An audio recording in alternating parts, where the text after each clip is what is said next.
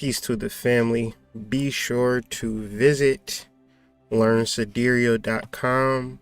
Take part. We're going to have a book study on channeling the higher self, which is going to be a dynamite conversation. I don't know when I'm going to schedule it. But after this video, I'm going to schedule it. But me, I like to do things one thing at a time. So what I'm going to do is a free lecture, a little mini lecture, halfway lecture, but powerful information. This is going to be lecture 3 and out of a set of 6 lectures. So no, actually lecture 4, we did 3 lectures already. So this will be lecture 4 in our 6-part first introductory learning true sidereal astrology. Of course, we'll understand sidereal planets. We'll understand sidereal constellations, fixed stars, nakshatras. Everything that has to learn about astrology is going to take place at learnsidereal.com. You can pay $10 a month, or you can just pay $75 for the whole year. That's what I suggest. You'll save like $55 and you'll just be keyed into all of the lectures, all of the information, all of the cool shit. But I want to get people that's really interested in this, because if you feel as though you're really interested in this study, in this science, then I would consider you an oracle astrologer. Okay. Before we get started, let's look up Oracular. Because I was looking at that earlier and I want to explain this, just understanding this study of true sidereal astrology and what it brings about in your everyday life.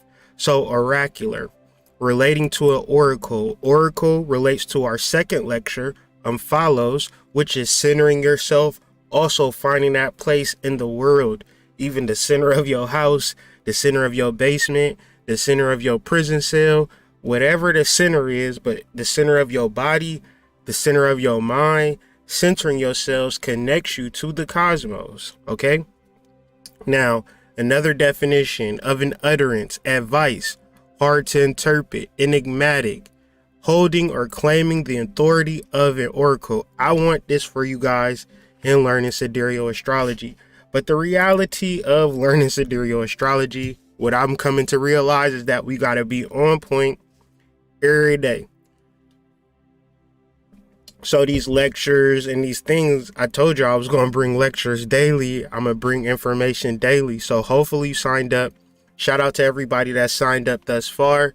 Hopefully y'all taking in these lectures, but also give, you got to give too. You know what I'm saying? You got to comment on the videos and you got to actually want to learn. So I'm here on doing my due diligence, and hopefully everybody is doing their own due diligence and bringing energy into the cipher, right? Jabri, we need that alchemical. You told me about a couple months ago about the metals, fam. So I know you've been doing your research. So I'm sure that you'll have a lecture series in teaching us about the metals, right? I'm not about to be teaching everything. The students is going to be lecturers in this universe that we're creating. And that universe could be found at learnsidereal.com. So far, we've discussed the fixed stars, which kind of puts us in the mindset of an ancient astrologer and or oracle, even centered to the follows understanding, which is interesting, right? I was talking about Crossroads. I've been talking about Crossroads. Then all of a sudden they have 3-6 Mafia, right? Dealing with Bone Thugs and Harmony. See you at the crossroads. All right, I said it first, but y'all should be used to that by now. But I digress. Powerful lecture that we just did, lecture 3. You got to get to lecture 3, the Forgotten Goddess, where we're talking about the Milky Way. We're talking about the personification of the Milky Way and how powerful the Milky Way is. The Milky Way is relevant to this day and age in your life right now, because the sun and moon will be conjunct the Milky Way, allowing us to tap into this ancient power energy. And if you feel like you got to take a spaceship to deal with these energies, you got it fucked up. You got to center yourself to deal with these energies, and you got to bring it to observation. So once you look at your Star Walk app, hopefully y'all got the Star Walk app, or hopefully you got some type of application, some type of website where you're looking at astronomical alignments and you're coming up to your own correspondences, your own mythology, or your own research. In the Forgotten Goddess, we gave out a 4-pronged effect, understanding first your physical cosmology, your religious cosmology, your esoteric cosmology, your metaphysical cosmology, because all of these cosmologies are found within you. But if you don't center yourself, you're probably thinking you're just a regular human. But I promise you, if you center yourself, you will easily tap in. And all you got to do is kind of open up some books and start finding yourself in these books, or go to these websites. Certain things will start speaking to you, right? As soon as you center yourself. So please tune in and tap into these lectures. And if you can't afford it, then you know what it is. You know, I can't afford shit either. Everything that I got, I had to pay for, and don't nobody give me no cuts, no slacks, no nothing. So in this game, you know, the game is the game. My business, how I make my money, is through educating. Now, I can't educate people who don't want to learn. So if you're not interested in learning, then that's cool.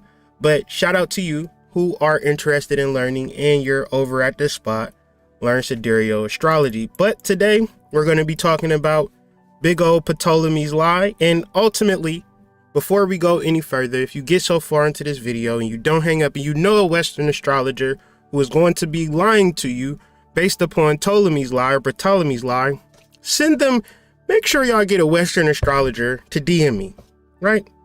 Say, Hood, I want to debate you because you saying that Western astrologers are liars. And I'm not a liar. I'm a truthful person out here in these streets. You know, I'm going to say to any Western astrologer, because I used to be a Western astrologer, sometimes we lie and don't know that we lying. Remember when people told you that cross colors and bell bottoms was the lick, and then you wore them that one time and you realized, oh, these is out of style. Remember when skinny jeans was the lick and you wore them and said, uh-oh, people looking at my curves and I'm a man. Sometimes we believe in lies out here in these streets. The reality is that we got to begin to tell the truth. So I'm specifically put on this earth to shake up the world in the form of astrology. Now, if you follow me on social media, you know I talk shit about Western astrologers all the time. However, the people on this YouTube, people got to know that by the end of my life, people will say, that's the dude right there who got us up out of our confusion, that got us up out of our fucking, I don't know what we was on, but we was out here talking, calling ourselves Leos, and we was goddamn Geminis and shit like that. So 13 assigned astrology will be the next lecture after this lecture, but stay tuned. True Sidereal 13 sign astrology will be more or less a lecture talking about Ophiuchus or Ophiuchus, however you pronounce it. The last lecture will be a culmination of fixed stars and follows the Forgotten Goddess, Ptolemy's lie, 13 sign astrology, and just to give you an overview of true sidereal astrology. I'm trying to set you up so once you get into true sidereal astrology, once we start talking about the planets and all of this type of stuff, you're not going to be like, oh, what are we talking about? This is so confusing, right? Just sit, and if you just sit, relax. And I got the lectures broken up into pieces. So the lecture is not going to be, even this lecture, I'm doing this on YouTube, right? But I need to record it in a second. But once I hit record, I'll record it, encode it, then I'll cut it up. So you don't even have to listen to the whole lecture in a whole hour. You can listen to it in 10-minute chunks. Take notes on it. I got everything written out in syllabus form. So even you have like a written skeleton to the things that I'm talking about, even this lecture here, because it's going to be a rather short lecture, is going to be backed by written documentation. Thus, you can do your own research, do your own due diligence, maybe add to the conversation, might say, oh, Hood, the precession of the equinox is on bullshit. That ain't even true. People been lying about that. The reality is this, you know what I'm saying? Whatever the case may be. But that's why we're here. I'm presenting information in a patriarchal format, in an authoritative, almost aggressive format, not because I'm not even going to clarify. The reason that I'm doing it is because y'all being lied to, and for me to be kind and sweet and gentle about the information, you wouldn't even realize that you was being lied to, because you like, oh, he just being nice, he just being kind, that's just hood mystic over there spreading love and light. However, those who have ears have ears. This is, as I hit record, this is lecture 4, Ptolemy's Lie, a conclusion from The Forgotten Goddess, where we dealt with Egyptians' view of the Milky Way. We dealt with fixed stars, and we also dealt with Omphalos, how to center yourself and also connect yourself to the cosmos by connecting by your silver cord. I'm saying these things in multiple times because when you present information that is new, people don't really get it the first time. You keep saying it, it makes sense to me at first, right? And things always make sense to me, but generally to get it to teach or to educate, you're going to have to learn how to kind of repeat yourself to people can like get it sunk into their skulls, because sometimes people have thick skulls. So first thing that I want to talk about will be the last thing that I talk about in this lecture. And what is that, family? Or collective or tribe. Old habits are hard to break, but peace to the collective, peace to the tribe. A half-truth does more mischief than a whole lie. Okay? This is the first message that I want to bring forth, because when I clearly state my claim that Western astrology is basically a lie, then you have to accept it as a lie. And if you choose to say, due to your tropical astrology, same for instance, I was born August 23rd, and I would read horoscopes, and the horoscope would say I'm a Virgo. Well, the facts is the sun was in Leo when I was born, so technically I'm a Leo. So me calling myself a Virgo based on Western astrology, based on a horoscope, is a lie. The truth is that I'm a Leo based upon that was where the sun was at, due to the precession of the equinoxes, and I'm going to explain to you why. Now, it could be different for you. You could be born at the 24th degree mark of said Leo, right? And then look at your sidereal chart, and in your sidereal chart, you're still a Leo. Perfectly fine, but it still doesn't denote the facts of understanding astrology as a whole, and then getting pinpoint accuracy, and then understanding, are you a beginning Leo? Like, are you conjunct the head of the lion, or you conjunct the tail of the lion?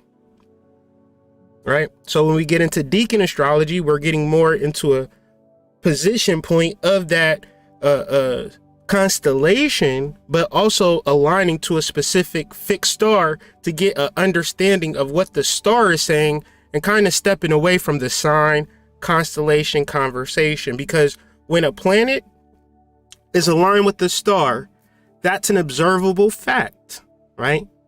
And this is the reality. But if we're looking at it from a veil of astrology, we're seeing it progressed without even mentioning why it is even progressed. So let's talk about it. We're going to begin this conversation with a man named Claudius Ptolemy. Claudius is quoted to say, "I know that I am mortal by nature and ephemeral, but when I trace at my pleasure the windings to and fro of the heavenly bodies, I no longer touch earth with my feet. I stand in the presence of Zeus himself and take my fill of ambrosia." So basically he's saying is, when I put it down, this astrology thing that I put down, I know for a fact that I'm no longer a human being. I'm up there with the gods.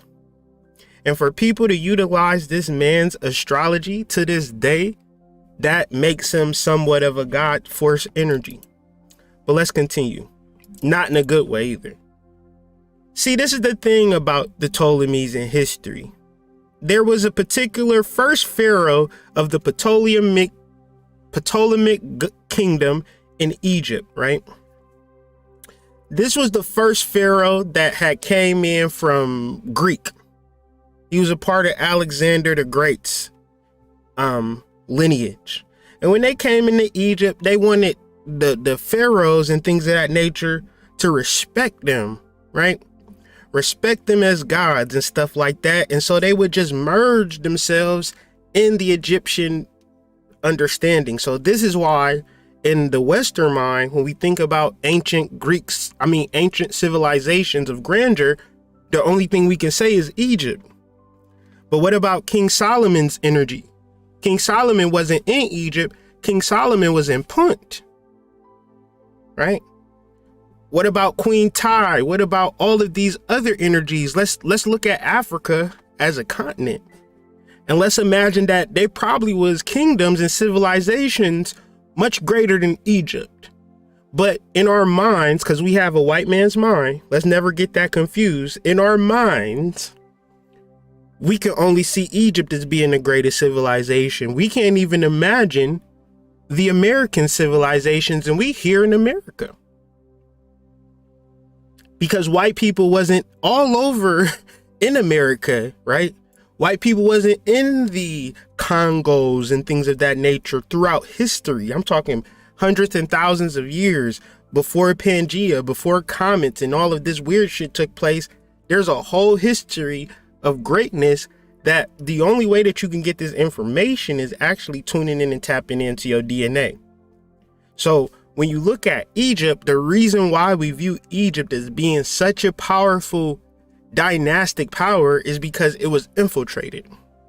For the energies and entities that haven't been infiltrated, only they live in our imagination. So they say questions like, well, where is Solomon's temple? We can't seem to find it. But did you travel down to Punt? Yeah, Punt has a great civilization. Well, tell us about it. We don't want to. Why not? Because we can't give you any information about that because we wasn't there. We don't know. We can't tell you about it because we wasn't there. We can only give you mythologies and different idiosyncrasies that make us allude to the fact of these great civilizations. But here we are. So within understanding the white man's mind, of course, is going to spread into our astrology. And this is no disrespect to anybody that's white. It's just if you a white person, you struggle with the white man's mind. It's not even related to race. It's related to this patriarchal view. And the patriarchal view doesn't care about anybody specifically. It's a small boys club. And if you ain't in it, you ain't in it. And the reason that we fight is because, oh, black people versus white people and these types of things. But at the end of the day, we have to also understand that there is a colonial separatist viewpoint that tries to distract and disrupt us from our cosmological inheritance. Because once you understand that your cosmological inheritance is within you, then you also understand that can't nobody get in between that. But this is where you have to start to center yourself and redirect your energy and create a new conversation that is being channeled. Okay, so Annabeth nodded, and that's right. Alexander conquered Egypt. After he died, his general Ptolemy took over. He wanted the Egyptians to accept him as their pharaoh, so he mashed the Egyptian gods and the Greek gods together. Mashed the Egyptian gods and the Greek gods together. So the Greek gods preceded the Roman gods. So you have Mercury. Before Mercury was Mercury, he was actually in Greek Hermes. So who was he in Egypt? Or even Hermes is a combination. That's a new one that I like. I don't like combination no more. I think I'm gonna just stick with combination. I'm really feeling combination. That really feels good. It's like combination and compilation put together. So instead of saying combination and compilation, you just actually combinate these two words. You feel me? Anyways, so what Ptolemy did, he did a compilation of Egyptian gods, Greek gods, and thus from the Greek gods to the Roman gods, you can completely wipe out. That's like really like genetic suicide of all of the Egyptian gods by first merging them into Greek gods and then later expounding as Roman gods. But when you get to the root of it, you get into some root cosmology, because of course if you have a mythology about Mercury, you're not talking about a dude named Mercury. If Mercury is a fast, got wings on his feet, you like, well, the dude that run fast obviously is Mercury, right? No, since Mercury got an 88-day orbit, that's the quickest orbit, right? So that's why it got wings on the shoes. But we're not even into the planet yet. I'm just giving y'all an understanding of everything mythology is related to cosmology. Just because you don't connect the dots means that you're trying to figure out, okay, what does this mean? What does that mean? No, it means something. It means something specific. If it didn't mean anything specific, then it wouldn't even exist. Lifetimes over lifetimes over lifetimes. Okay? So understanding Ptolemy and people like Ptolemy came into Egypt and stole shit. Okay? Claudius Ptolemy. So once again, Ptolemy of Sotar, this is Greek. He's a Greek. Fast forward 1,000 years, Claudius Ptolemy, he's a Roman. But just like you might get somebody from, Ptolemy is just an indication of them is my grandfathers, them is my people. Claudius is something like saying Kyrie. So it's basically like Kyrie Anthony. Kyrie is my personal name, and Anthony is my family name or my surname. But y'all gonna have to give me a second because I'm not about to get a ticket. I'm about to pay my little thingy.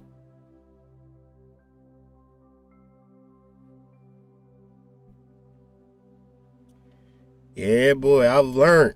Let me pay this $3 because I ain't about to. They be taxing you if you get the little parking tickets and shit like that. They don't be playing about their little money for them damn little parking tickets, boy. They be on your ass. So I'll be like, here go your $2.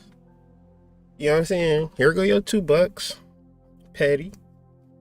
Anyways, had to clear that up. So Claudius Ptolemy was a Greek by ethnicity, a Roman by just class in Egypt. He was born in Egypt, died in Alexandria. Same basic place. So he's in there his whole life. He's gathering information, mathematics, astronomy, astrology, geography. They say he a music theorist. I wonder what type of music they was listening to in Egypt, what type of vibes they was given in Egypt. You would probably never even know, because if you YouTube Egypt music, like, how do you know, right? Anyways, the name Ptolemy is a Greek personal name, which is connected to the earlier reign of Alexander the Great. They still in Egypt. They still stealing information. However, they're forgetting a great context. What is the great context? We discussed this in the Fixed Stars lecture. Okay, what did we discuss? We discussed Saturn.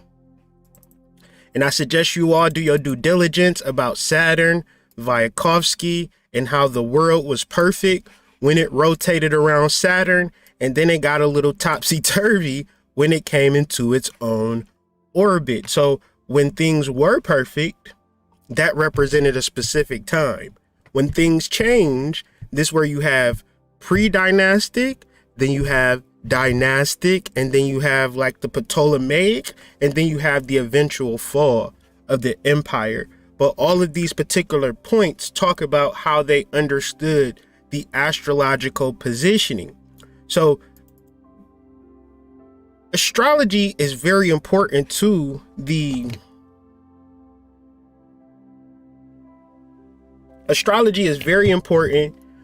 Egyptian. I'll even do you one better. Let's think about a word called disaster. Okay? Disaster is disaster. Dis means disorganized, discordant, like out of sorts. Aster is taken from the Greek word astron. So to be out of order of your star body is defined as a disaster. So what's the hard part of life? When you are outside of your star body. What's the easy part of life? When you're just simply in line with your star body. So in teaching people sidereal astrology, I'm just teaching them how to be in order with their star body. And if you complicate it, then that's just on you, right? I'm not going to be here to support your complications and you reading shit and all of these particular words and no action. Because the centering of yourself is the deepest shit that you ever could do. To center yourself deep enough to begin to channel a pure, arcane, natural energy. Okay? So, Mr. Ptolemy created a book called Tetrabiblos.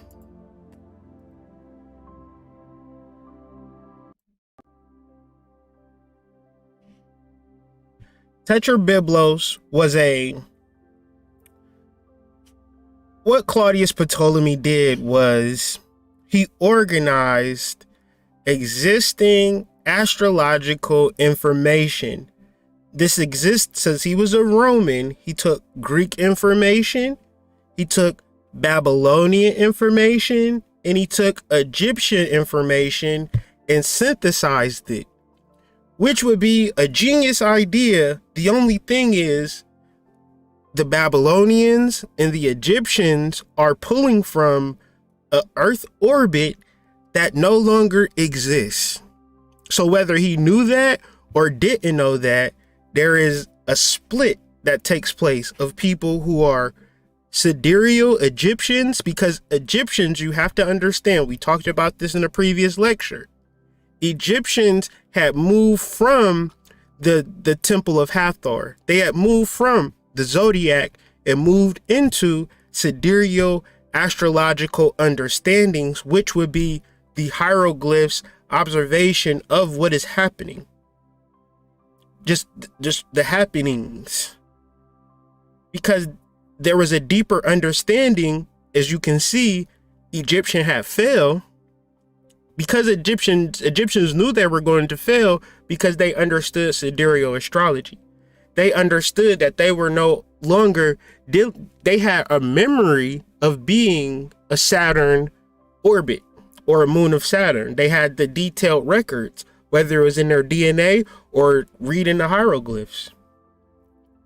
They knew of a perfected energy where everything was perfect, but they also knew that it wasn't perfect anymore. So Ptolemy took this old information, this Greek, Babylonian, Egyptian information, and said that he was going to organize this and create it into a science. A science is an observable, testable system. Now, people can say astrology is accurate, but let's just look up some basic Virgo traits. And y'all be the judge. Do this align with me? Virgos are humble, self-effacing, industrious, and practical. But under the surface, they are frequently natural, kind, and sympathetic, as befits their zodiac sign. Now let's look at Leo traits. Compassion and big-heartedness, consciousness, drive, and natural leaderships are the four main characteristics of Leo. Leos are known for their generosity of time, energy, respect, and money. Maybe that part I missed out on. I missed that part of Leo. However, Leos are performers. Leos are people that just type energy, and I realize like I'm way more Leo than I am Virgo. Now that's a grown up thing for me to do, because I generally would be like, the funny part about Virgos is like, oh, they're nice and neat. I'm not nice and neat at all. Like I'm just not I'm not neat at all. And that should have been my key giveaway. You is not no damn Virgo, fam. So if you honest with yourself, and honestly, that's just one level of our chart, as we will come to understand. But if you honest with yourself about your sign, you might want to be a Virgo, you might want to be a Leo, you might want to be these things. But if you honest with yourself, you don't fall into alignment of these traits. And the reason why is because astrology is not a science.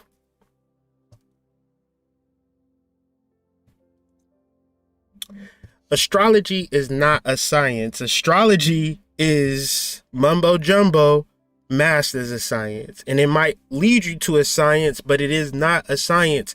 And I'm going to explain to you why. He set down a logical fashion of how the planets move through the signs, and when winter was, when the spring was, when the sun enters Aries, it's going to be March 21st. It's going to be the first day of spring. But the reality is, when it's March 21st, the sun is in Pisces. So he didn't organize it based upon reality. He based it on the past. So where we're at is we're trying to recreate this energy that's thousands of years old. Thousands of years old. And we're trying to make it make sense. In reality, we'll never be able to make sense. So Ptolemy's peers, because it was a lot of different astrologers that said, you know what? Ptolemy is on bullshit. He ain't saying what it is to be said. It was some dude named Porphyry or something to that effect. Don't quote me. But Ptolemy's version of astrology was the one that influenced everybody. And this is the astrology that we use to this day. This map that was created 2,000 years ago with no ophiuchus where ophiuchus should be at, understanding that none of these signs are 30 degrees in equal measure. That's not a fact. That's not a reality. The sun is not in each sign for an equal amount of time. So since the sun is not in each sign for an equal amount of time, then what's the point of this if it doesn't exist and nowhere, like it doesn't exist? So a lot of these people who talk about astrology are just bots or just archons or CIA agents. And that's on me and the Mary and the little lamb. Okay. So let's talk about March 21st, spring equinox. Scientifically, this is supposed to be the first point of Aries. March 21st scientifically equates to the first point of Aries.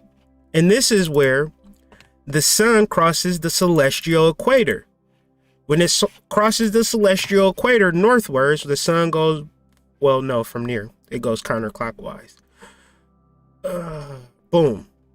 This is where the sun is supposed to be in Aries, and this is the first energy of spring. However,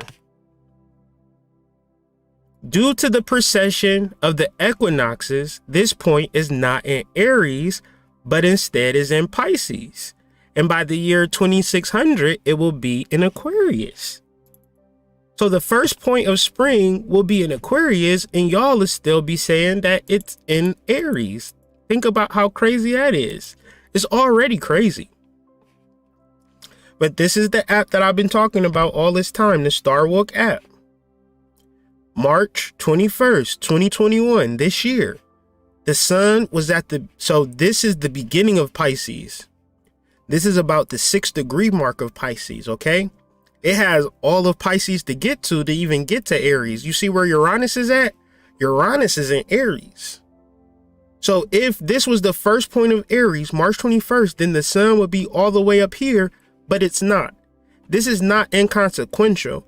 If we're studying something, if I'm trying to build a house and you said I need a 4x4 and I give you an 8x4, then that means that you're not going to have the correct measurements, because your 8x4 that you need, say if you want an 8x4 and then I give you a 12 by 4.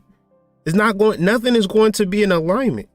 So how, if you want to understand your chart and understand the power of your chart, you have to get a sidereal reading, because there is no way on earth that you can sit here and say, March 21st, I was born March 21st and I'm an Aries. It's people who say that I was born March 21st and I'm an Aries, and they're not. It's people who say that I was born March 30th and I'm an Aries, and you're not. You're a Pisces. How do I know you're a Pisces? Because you're crying about this shit right now. That's a joke I like to use anyway. So, while sidereal systems of astrology define the signs of fixed star movement, tropical systems represent 0 degrees of Aries to coincide with the vernal equinox and explain the rest of the zodiac from this point. What we understand about the earth is that it operates at a wobble wobble and a shaky shaky. Okay?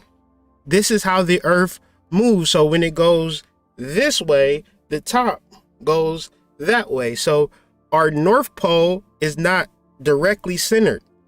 But there was a point in time, family. Let's just imagine that this is a larger precession. It's a smaller precession and a larger precession.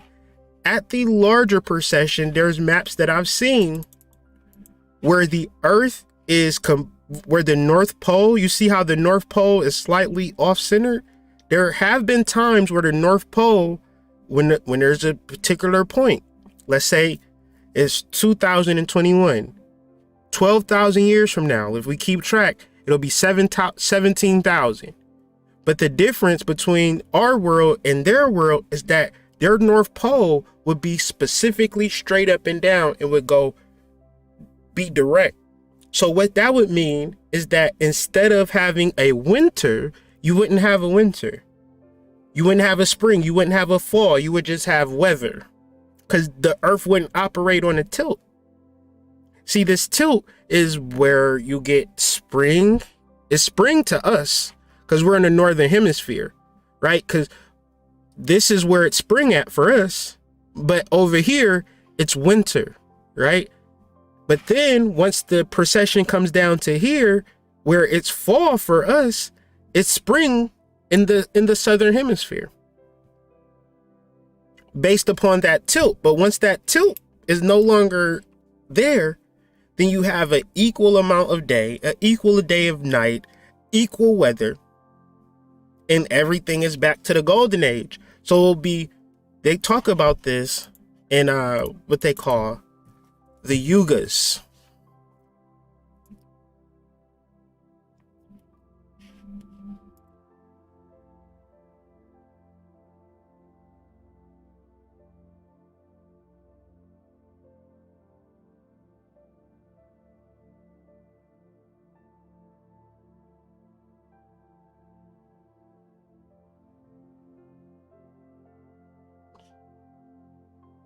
So you have your Sat Yuga, your Kali Yuga, your Dwapar Yuga, your Treta Yuga.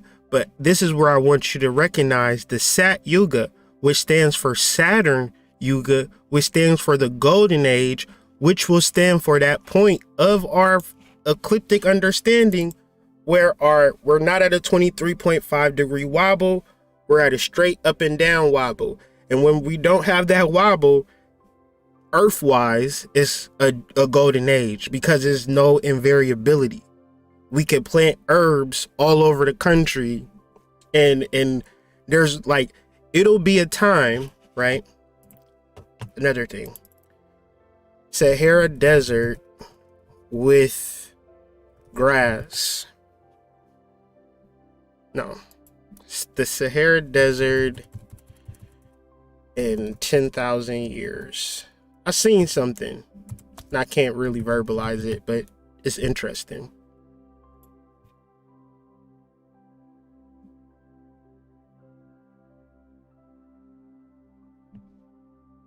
Could the Sahara Desert be green again? You see all of this area of desert? Well, before, this used to be all lush greenlands.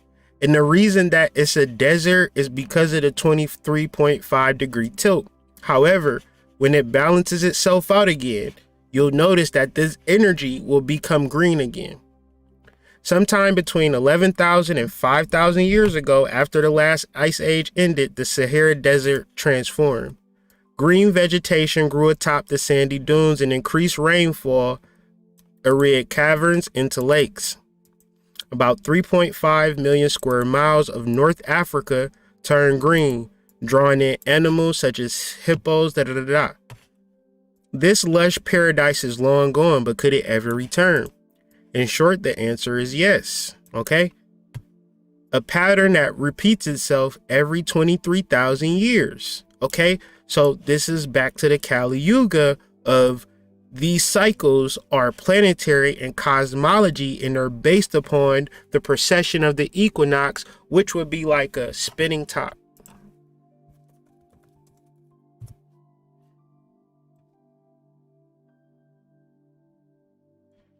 Because we experience time so slow that this is actually what's happening. So this is the Earth spinning around, and this is our North Pole. It's not all the time, but it's going to be a specific point in time where that top is straight up and down. But for the most part, it spins at a wobble, a shaky, okay? Make sure you listen to that song if you need to center yourself. That's on the ancestors and the little lamb.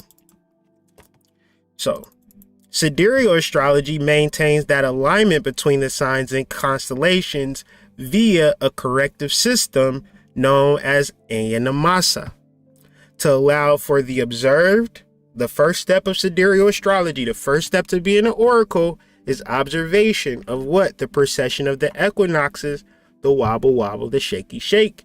Whereas tropical astrology completely ignores this precession. Now, this is a difficult conversation that I'm having with y'all, and a lot of people are tuning out. I know that people is tuning out because in studying this, I tune out from it. But when I feel like I got to teach a class, that means I got to sit here, pull up my big boy pants, and sit the fuck down and learn new information. Tropical astrology is just cognitive dissonance. It just sounds good. But if you want to get into the science of it, you must learn sidereal astrology. Right?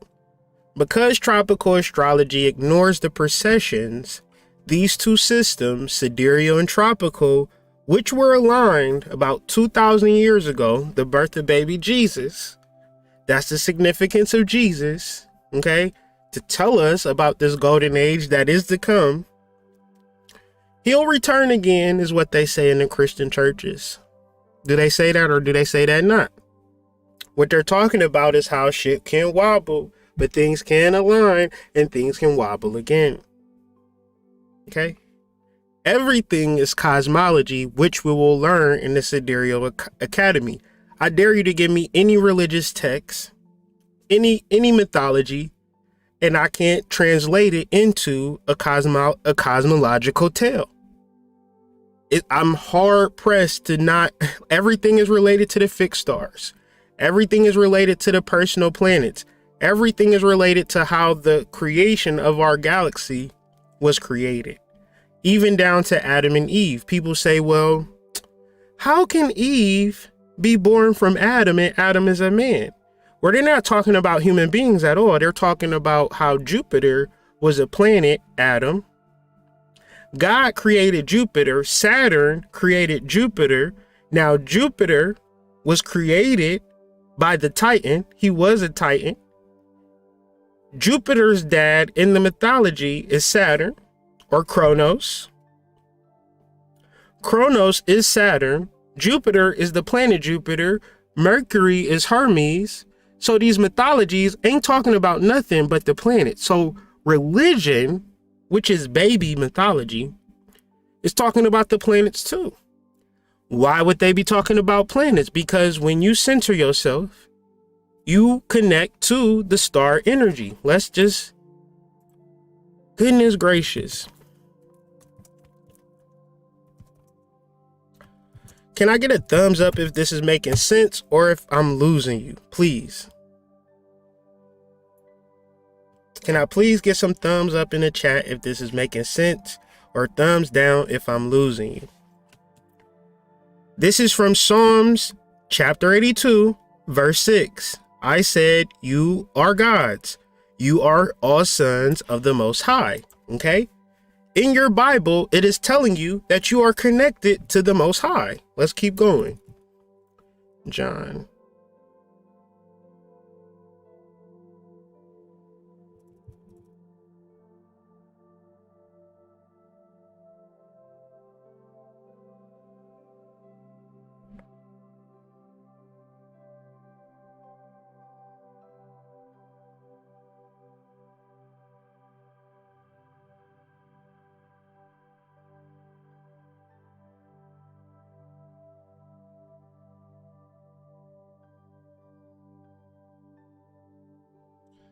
Yet to all who did receive him, to those who believed in his name, he gave the right to become children of God. Of course, this sounds like some big boogeyman up in the sky, but when you understand that religion, like Christian, Judeo-Christian, they came after Egyptian reality. And all Egyptian people were religious. Give me 1 second.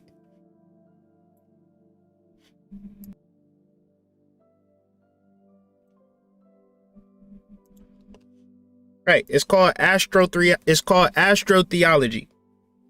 Basic understanding that we are connected to the cosmos. How hard is it to get a left hand? How hard is it to move your right hand? It could be hard for some, easier for most of us. This is our connection to God. The more that I talk about this subject, the more that I bring it to your awareness. The goal of it is to understand that you are connected to the cosmos. That's the goal of it, to become children of God. But tropical astrology ignores the precession of these two systems, which tropical and sidereal astrology are aligned around 2,000 years ago and has drifted apart over the centuries. This drifting apart is called ayanamasa. Ayanamasa is a Sanskrit term for the precession of the equinoxes, and the precession of the equinox takes place because of the wobble wobble, the shaky shaky. Oh, you wobble wobble, then you shake it shaky. Y'all just don't know about that song. That's the problem. That's just the only issue here. The moon and the sun exert gravitational pressures, leading to a slight change in the Earth's rotation on its axes. That's why every new moon and full moon is powerful versus just a regular moon. This is why once you get into a point of understanding sidereal astrology and understanding your sidereal chart, you get to factor in the wobble and the shake and the different variations, which you are a variation. You are an anomalous figure. If you really think about it, you're not meant to be the same. You're not meant in a 30-degree. It's like going to school. What is school? You might need some shoes and they give you a glove and tell you to put the glove on your feet and be mad at you if it don't fit. What they call that when you don't fit into the school, they give you an F. The F is for not fitting in. What, y'all didn't know that? You thought you was bad because you ain't fit into a false system. F is for false too.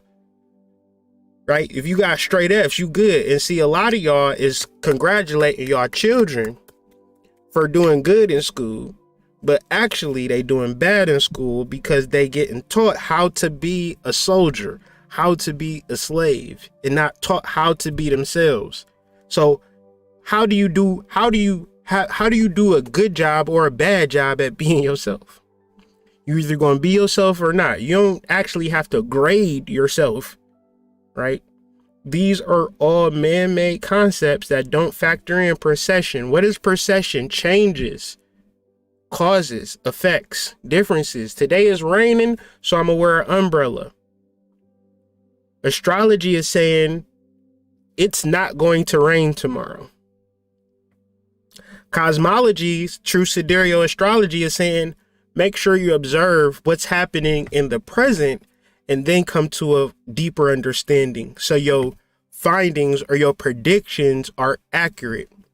The same way, if you go into a carpenter's house and you say, we want to build a table, and he say, I need 4x4 blocks, and you bring them all different types of sizes, the house will not be built. So just hammer home a couple of points. This would be the same thing as the Kali Yuga. This would be the same thing as Vedic astrology, Sidereal astrology, just making it make sense. Because the earth operates on a 23.5 degree tilt. When it spins, the top of it changes directions ever so slightly every single day, every single year. There is no perfect spin. There is no perfect tilt, because the earth and the sun disrupts its magnetic influences. In the past, the planets really disturbed the influences. Okay, so here we go.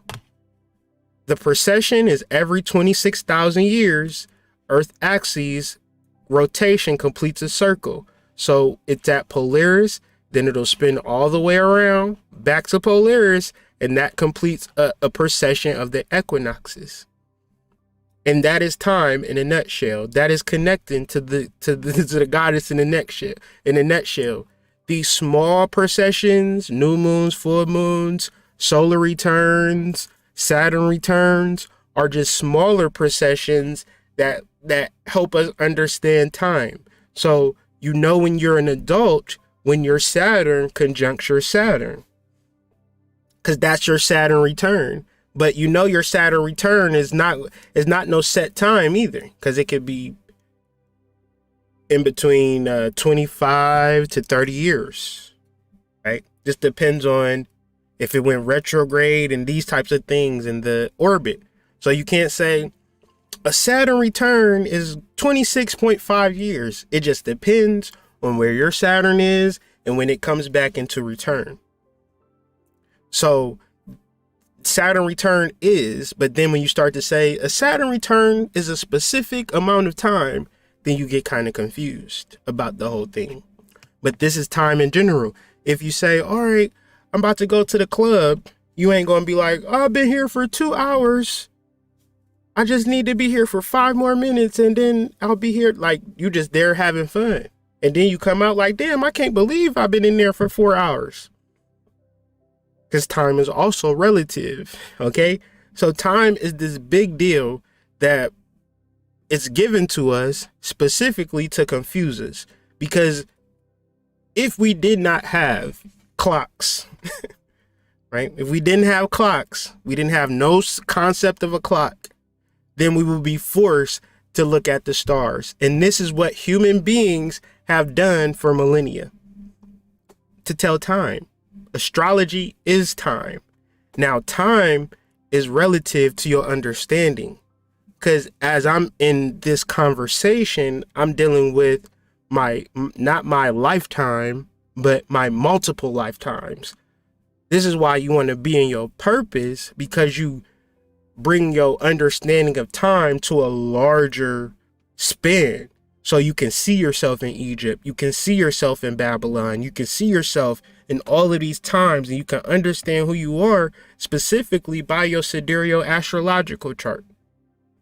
I just did a chart for somebody and I could see into their past life, because it's more or less of that time and that signature. So it's a vast conversation, but I just want to just let you guys know that your sidereal birth chart really reflects these different planetary positions that your Western chart is lying to you about.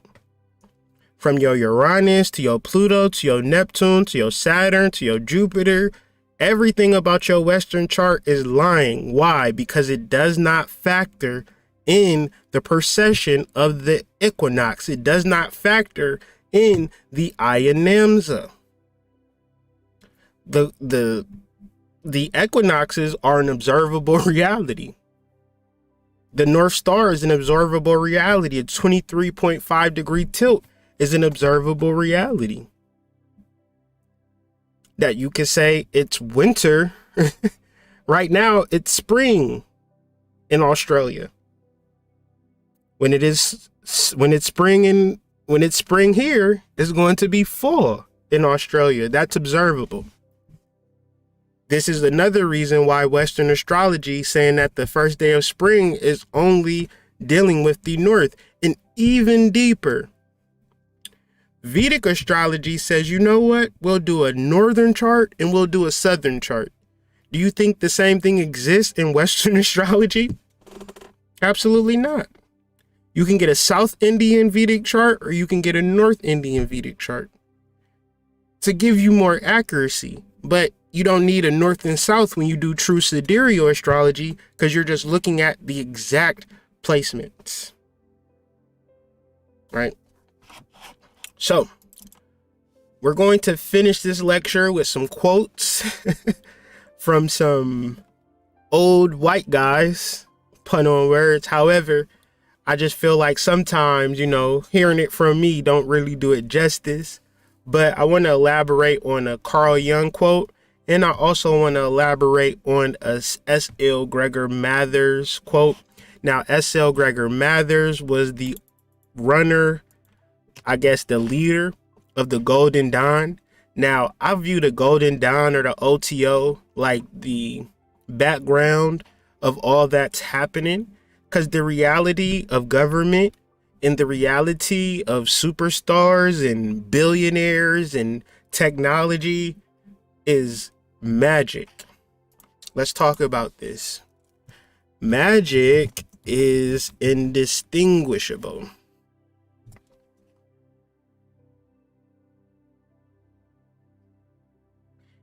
Any sufficiently advanced technology is indistinguishable from magic. Any sufficiently advanced technology is distinguishable from magic. My ultimate goal with Learn Sidereal, with the mystery school, is that people talk enough and get off of their bullshit and start doing magic.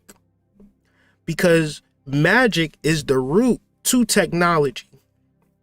So when you look at people like George Bush and let's even go further. Because I don't want to sound like a crazy person. Let's just do George Bush, skull and bones. Is that a thing?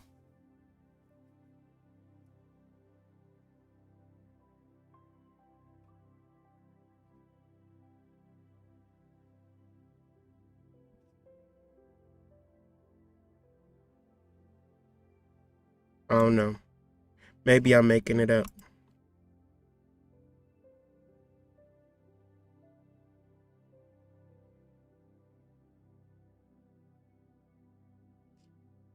Members are assigned nicknames. Many of the chosen names are drawn from literature, religion, and myth. The banker Louis Lapin passes on his nickname, and George W. Bush was Magog. So I'm thinking George Bush was a part of it. Among prominent alumni were former President and Chief Justice William Howard Taft, a founder's son, and former presidents and father and son George H.W. Bush and George H.W. Bush and George W. Bush. Now, these are presidents that we can bear witness to, but they also members of a secret society. So my thing is, if I'm the president, why do I got to tune in and tap into a secret society? Why do I need to do magic and shit like that? And I'm already the president. That don't really make sense unless the magic is the real shit and the presidency is just the facade. And this is the understanding that I want you to bring you into understanding the Golden Dawn and understanding magic, and then understanding how we can do magic and do and set up shit from a spiritual point of view. Why? Because any technology, advanced technology, is indistinguishable, meaning you can't tell the difference between high-level magic. See, the issue is we so concerned with our money, We so concerned with our little online businesses and shit like that, that we not even really doing magic unless it's some selfish energy. Like magic to get our own personal shit off. But then you understand that internally, like when you really get into the nuts and bolts of running a business that's not based upon COVID, right? Because it's not necessarily COVID now. So real businesses got to do real things. And generally, you're going to have some magical amulets, some magical alignment, some magical spells and ritual associated with your business. This is why businesses have names like Pegasus and Diana and Atlas and Zeus and all of this, because it's tapping into that energy. And you're going to need some type of energy to be successful, because it's like coming to a sword fight with a pen. It's like coming to a gunfight with a knife. If you're not magically sound, you're not really on shit. But to get magically sound, you got to tune in and tap into Sidereal Astrology. It does sound like I'm reaching, but let's do these quotes. This is from Carl Jung. Although we cannot conceive of a casual law, it hints a necessary connection between an event and its determination in time, horoscope. It nevertheless looks as though such a connection did exist. For on it is based a traditional interpretation of the horoscope, which presupposes and establishes certain regularity of events. That'll just bring us into the word disaster.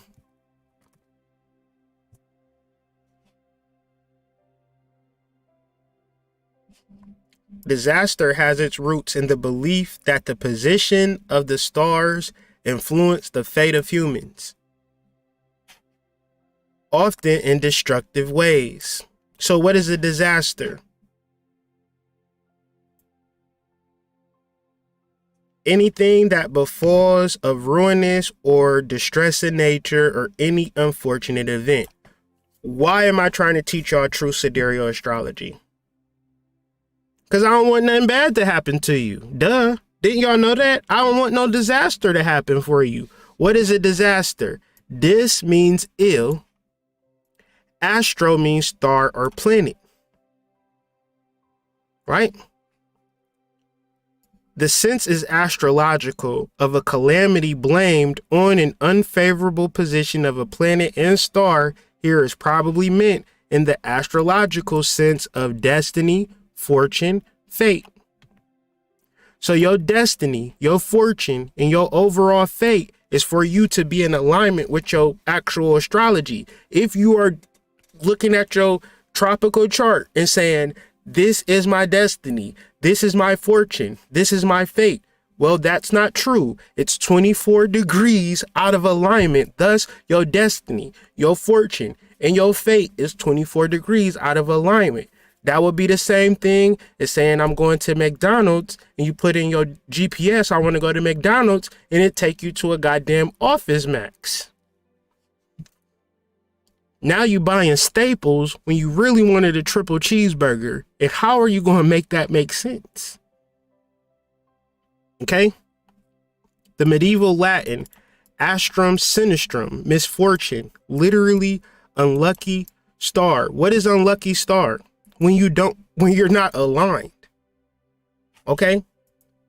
When they say Egyptians were religious, that means they understood their cosmology. When you talk about synchronicity, when you talk about synchronous events, are widely accepted in Chinese philosophy and are the basis of astrology. So to be in synchronicity, this is the goal. To be in a synchronized fashion with your chart. However, if you out of alignment with your chart, you can scratch your head and be confused this whole entire time. And just because a person got a lot of followers and a lot of people tend to agree with them who don't know what's being said, you could fall down that same path. But what does that look like for me?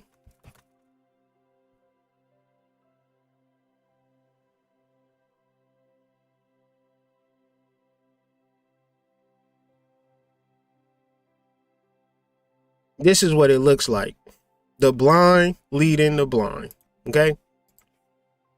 Last quote from Samuel L. Gregors himself. And this is taken from the actual book you can get off of Amazon, or the PDF is on Google. The Complete Golden Dawn System of Magic by Israel Regardie. There's a section in this book about sidereal astrology, and I'll just read it. Be prepared for third grade reading levels. However, make sure you're taking notes. Some of these later manuscripts are of great interest, and in one in particular that seems to have been issued to the Diarci Adepti Monores is of real importance, for it outlines an astrological system that differs in some respects from the both normal Western astrology taught in the Golden Dawn and its offshoots.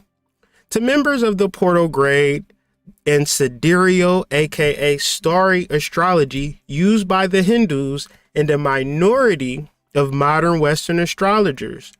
Therefore, I would suggest the reader consult any of the modern textbooks on sidereal astrology with a view to gain some insight into their particular kind of interpretation. For example, in tropical astrology, my ascendant is 0 degrees Scorpios. By Mather's calculation, it would be shifted back to about the middle of Libra. And I can assure the reader that my basic characteristics are no more Libra than the man in the moon. In considering this initiated astrology, it must be borne in mind that the signs of the zodiac in popular astrology are completely out of step with the constellation bearing the same names. So just to give a little segue, if I put in my GPS, y'all be pissed off if you put in your GBS Popeyes, you pull up and it's a goddamn AutoZone. Here you want a chicken sandwich and now you got to get some brakes, or you got to get a goddamn air freshener. You're not going to get the chicken sandwich you so desperately desired if you study in your Western chart. All I'm saying is if you want Popeye's chickens and you want to put it in your GPS, please follow sidereal astrology. Moving forward, the situation has arisen because of the precession of the equinox. The fact that the equinoctial point, i.e., the point of the zodiac at which the sun lies when it crosses the equator on March 21st each year, moves steadily through the zodiac in the reverse direction to the motion of the planets. In spite of this fact, tropical Western astrologers insist on calling this invisible moving equinoctial point to the 0 degrees of Aries, although it is in reality many degrees away from the constellation of that same name. Quite simply, if I wanted to go to Burger King and I put in my GPS, Burger King on Main Street, and it took me to the courthouse in downtown, I would be pissed off because here I had in my mind, in my taste buds, a Whopper with cheese, and now I got to pay my goddamn fines. You see how that works? So it's very important to get an accurate astrological sidereal chart and begin to take notes and begin to study it. In this energy, we're going to have to deal with the 13 sign astrology. We're going to have to discuss Ophiuchus, and then from here, we'll deal with true sidereal astrology. But this has been lecture 4. Be sure to put in the comments if you have any questions. If this shit sound crazy to you, please let me know. And if you have a Western astrologer that you listen to and you want to not feel like they're a liar, please have them call me. Let's do an Instagram live. Let's do a YouTube live. And let's see if they can put together a presentation that will show you that Western astrology is not a lie. Just give me one thing about Western astrology that proves that it's a planetary truth, and I'll let it be. I've set out this challenge for months, and not one Western astrologer has said anything. Now, I feel like they're doing it for the money and the clout, and not doing it for the truth. I'm here for the truth. I'm here so you can connect yourself to God, because I know that you are children of the Most High. And I know that all of these religions, all of these mythologies are alluding to a planetary reality. I know it for a fact. Me and my family this summer, we drove to the Upper Peninsula. We drove to Mackinac. We drove to a place where we could see the stars in full detail with our own eyes. And the ancestors spoke to me so clearly and said, this is what we've been talking about this whole entire time. And I need y'all to come there with us next summer to see it for your own eyes. But as we prepare for next summer, it's for us to understand the sidereal alignment. And I'm telling you, we're going to rent a cabin and we're going to wake up every night and we're going to look at the stars and we're going to do some true sidereal astrology, right? All bear witness to the stars, all bear witness to the constellation, all bear witness to the stories, all bear witness to the ancestors. The reality is that we are so disconnected and we're looking for something. I'm not the richest man in the world.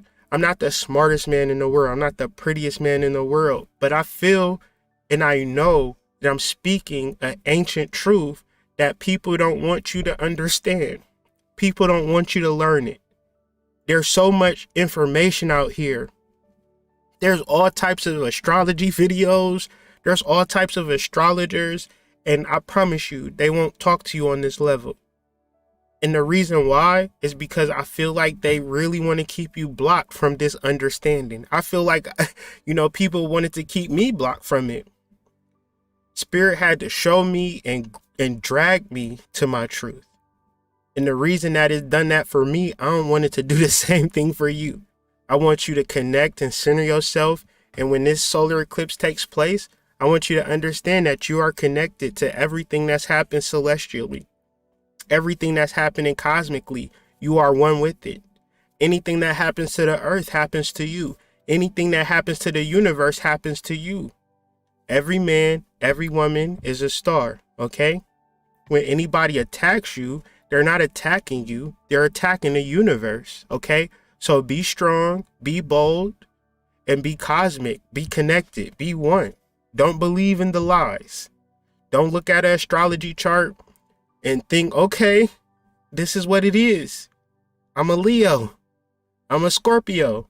I'm a Sagittarius. And you going off that Western astrology. You might be that, but be sure that you look at your sidereal placements to confirm. So with that being said, man, hopefully y'all enjoyed this lecture. Stay tuned. I will not be uploading the 13 sign astrology lecture, nor will I be uploading the true sidereal astrology lecture. However, our next lecture series, I will be on YouTube with it. So I got to give some exclusive content for my people on learnsidereal.com, but trying to pull people in, I got to give out some free content. So we going to give and take, you know what I'm saying? But hopefully y'all enjoyed this lecture. Hopefully you got something from it, and hopefully you could share this with somebody else. If I didn't say this already, which I know I didn't, to all the people that's here, be sure to like this video. Be sure to share this video on your social media. And I dare you to get a Western astrologer to come on here and argue about me. Get a famous one too, one with a lot of subscribers. Tell them, Hood Mystic said you on bullshit. What do you have to say about it? Now I bet you they block you and ignore you. But I digress. Y'all continue.